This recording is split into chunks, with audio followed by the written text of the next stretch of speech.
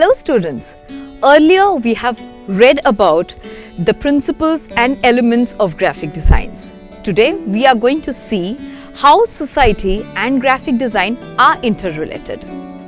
The ability of design to embody, to symbolize could be seen in various symbols that we encounter in our daily life, not only secular but also political, religious and even common. It may be a rangoli, kolam, alpana or mehendi. It is a deeply rooted essential practice in our society. It will be very interesting to explore indigenous graphic design and its culture. So let's start. Do you know the meaning of the word indigenous? The word indigenous has the common meaning of having originated in or being produced in a particular region or environment. Therefore, in this sense, any ethnic group or community, as well as their artistic and cultural expressions and practices, may be described as being indigenous in reference to some particular region or location. In the Indian context, the first ever documented use of words that may mean design is found in Vedic literature. Vedic hymns always postulated that the entire cosmos is created as pre-designed or pre-planned. It is said in the hymn that the universe is created as pre-designed. The hymn uses the word kalpa to denote the process of design. The word kalpa is a Sanskrit word which means imaginative composition or a plan. Brahma Sutra, a philosophical treatise that captures the essence of Vedic wisdom, is argued that this universe also has a design. In this context, Brahma Sutra uses the word rachana, meaning thereby that the universe has a design, a structure or a composition. The Sanskrit word rachana means composition, construction or organized structure. Also, Adhyaya 221 of Brahma Sutra argues further that since the universe has a definite design, one cannot think of a design without the designer, indicating that there must be a creator as well as the designer of this universe. Thus, it can be stated that there are two words, kalpa and rachana, to denote the activity of design or imaginative composition or organized structure. Apart from the Vedic concept of design, we come Mandala Rigbeda across the discussion about design and related artistic activities in many treatises on fine arts, architecture and in other classical literature. These treatises provide a theoretical basis for design by laying down the canons or the rules of artistic and architectural design practices. Design has been an integral part of the profession for many of the communities in India. Communities which were involved in the professions of making artifacts and products, woodwork, jewelry, metalwork, stonework, ceramics, textile, toys, painting and architecture possessed the traditional wisdom of designing, and it was passed on from one generation to the next. Indigenous design practices encompass a vast area of inquiry. This ranges from adornments of various complexities pertaining to different functional modalities, religious, social and communicational, to religious symbolism of various kinds of yantras. The pictographs on the walls, to the alpana or kolam done by the women on the floor, to the body tattoos and mehendi outfit and headgear. All of you must have seen and experienced this in real life. or in pictures. These expressions are used with formal peculiarities, evolving out of specific needs, both religious and secular, in the particular context or environment. In a country like India, with diverse socio-cultural traditions and customs, design forms change from place to place, from one ethnic group to another, with former peculiarities, and each of them are unique. As evident, indigenous design practices vary in different functional modes, such as religious and social. So the communicatory to objects of use with formal features evolving out of specific religious and secular utilitarian needs also vary. For instance, style of wearing a pagdi in Rajasthan keeps on changing after every 15 kilometers. Thus, social and religious life has affected the design forms of various regions in India and can be classified in various ways. One of the ways of classification would be ritualistic and utilitarian. What is ritualistic? Tattoo and Mehndi designs are excellent examples of ritualistic indigenous graphic designs, which have survived from ancient times to modern days.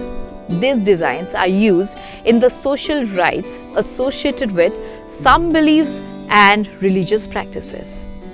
Indigenous designs are also applied to an individual in person in the form of surface ornamentation and decorative devices like graphical marks made on walls or on objects, to various forms of jewelries, headgears, and so on. Students, you must have seen girls adorning their hands and feet with Mehndi designs during marriage ceremonies and on festive occasions. These are worn not merely for decorative intent. Aesthetic considerations also play an important part in it. Mehndi is a temporary form of body art done with naturally prepared paste obtained from a plant, usually found in the Middle East and in other Asia-Pacific regions where the weather conditions are hot and dry. Do you know how Mehndi is prepared? The leaves are dried and grounded into a fine powder. This powder is mixed with water, eucalyptus oil, tea, coffee, and lime, and then applied to the body. Mehndi is traditionally used for its medicinal qualities. Its use became popular in India because of its cooling effect in the hot Indian summers and is still used in sacred and ritualistic ceremonies in India. Mainly used by women, the fine curvilinear lines of the Mehndi design are testimony to its feminine essence. Other than Mehndi, more permanent forms of body adornments are also practiced in the form of gona, pachakotu, ulki, or you may call it a tattoo, which means tapping or marking something. Tattoo designs are initially used to identify specific tribes. Certain communities also used it as a status symbol. Apart from using as a form of permanent tribal identification, it was also used for decorating bodies, even though it is a very painful procedure. The ritual was performed very carefully, as putting on the wrong tattoo would jeopardize chances of being one of the tribe and might just permanently mark a person as an outsider. The tattoo design practice involves piercing into the body, which is done by dropping a sharp pointed comb with lamp black ink and then inserting it into the skin. Despite the trouble involved, many people got their bodies tattooed, especially arms. Tribal tattoo designs have taken ideas from the tribal art that was pursued by the native and indigenous tribes. Wearing this can variously be attributed to fertility, magical rites of various kinds, to ideas of beauty, social status, or as markers of tribe identity. We got to know about ritualistic. Now let's see what is utilitarian. Social customs demand the objects, modes of manufacture, and material values determine the form of indigenous designs. Motifs seem to dictate the design of various objects, with modifications and adjustments in forms, shapes, and sizes done to serve specific purpose. The shapes and forms of pots have variations according to its particular usage and locality. Forms of containers vary depending upon its use, from a handi, that is a cooking pot, kalshi, a water pitcher, to larger containers, gharas, with wide mouth for storing waters, brought in pitchers attesting with their specific usage. We all must have taken water from gharas, right? Do you know how it's made? Gharas are made out of porous sandy clay with a beaten and rounded bottom, which keep water cool through evaporation. There are separate shapes of pots for carrying on head, at the waist, or by hand, and special sizes of pots to contain certain measures of rice, oil, milk, etc. Storage pots of different kinds have different local names, and their shapes, squat or tall, with neck broad or narrow, are according to the use they are meant for.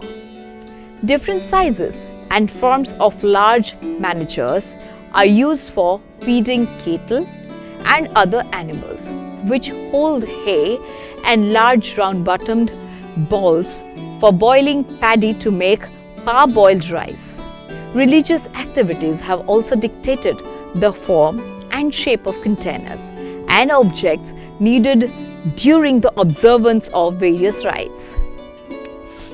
The architectural makeup of a holy place or shrine encapsulates within its design ideas of hierarchy, the architectural setting itself acting as a tool of worship.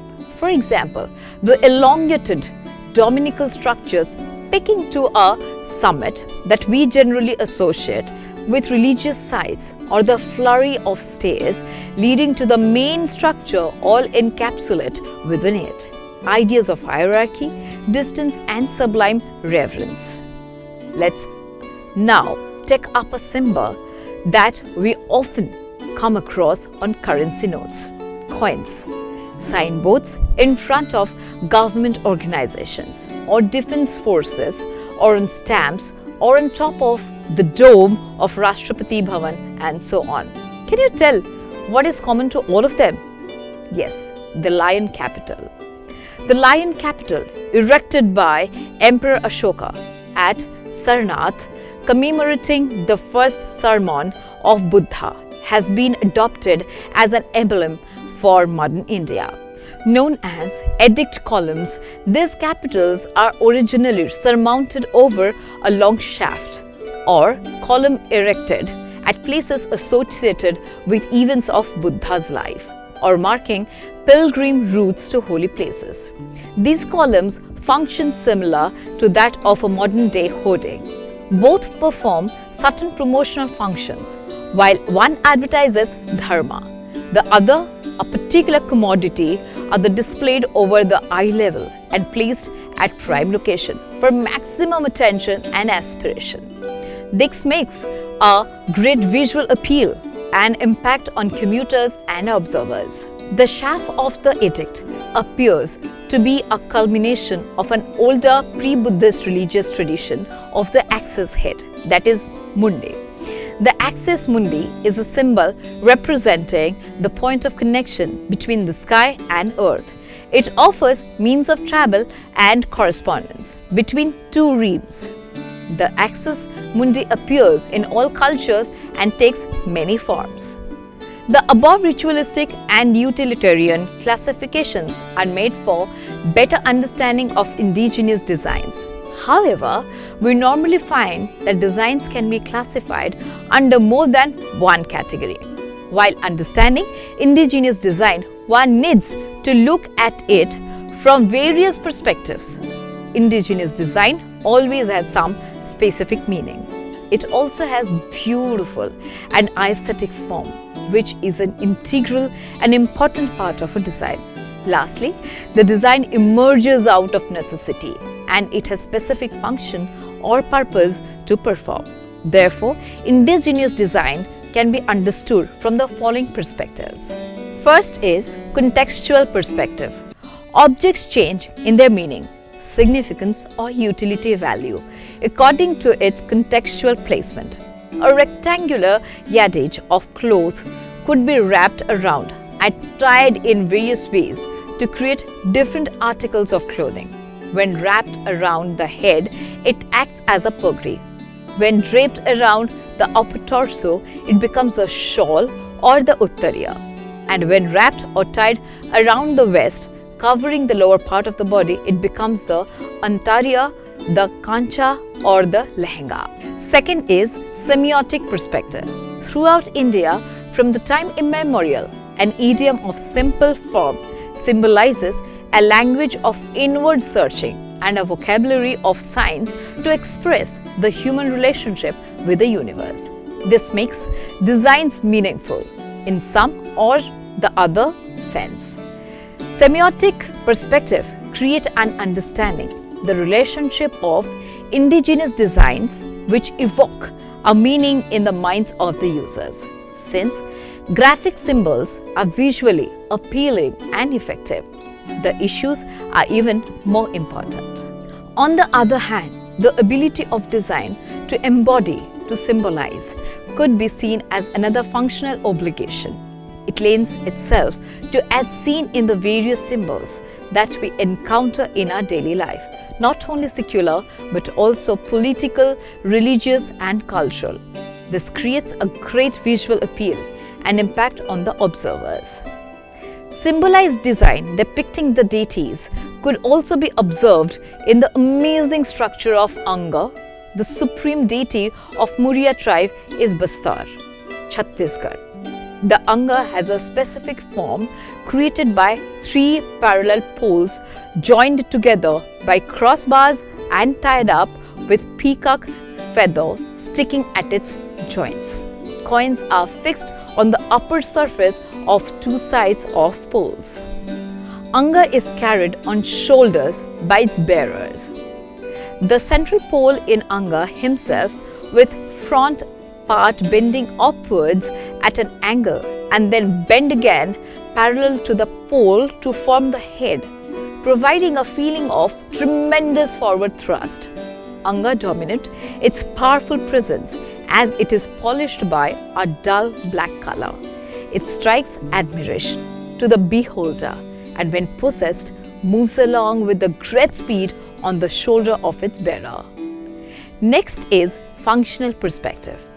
Designs are used to perform a function. Let us see an example from Sanchi to illustrate that how form follows function. The Yakshi bracket figure is an architectural design. The notion of supporting the weight of the lintel, which a bracket practically does, is not only understood in the dynamic stance of the figure but also in flared gesture of the feet, carrying the connotation of the weight. Cultural and social forms of signification. Our social and cultural life leads to the creation of various forms of significations like pagdi or we say turban to signify class, caste, profession or religious affiliation. Mangal Sutra, confirming the marital status of a woman. Religious drawings like swastikas, geometric diagrams like triangles, inverted triangles to signify male and female faculties of creation as seen in the yantras and wall decorations, or the mandalas presenting a microcosmic view of the macrocosm, etc. Memorial pillars erected by the tribal communities in memory of the deceased, like the Gatha for male and Sati for the female, erected by the Bhils. Also a practice among Korkus known as Shadoli Munda, or the Maria Memorial pillars carved out of whole trunks of trees. Marriage pillars, also known as mangrohe khams, were erected by the Gonds, not only as a fertility symbol but also to ward off evil eye. They used to immerse the pillars in the river after performing the ritual. The broom and the chappal or slippers tied on a long bamboo pole in construction sites to ward off the evil eye. Votive figures like terracotta horses, buffaloes, elephant and camels are made as devotional objects.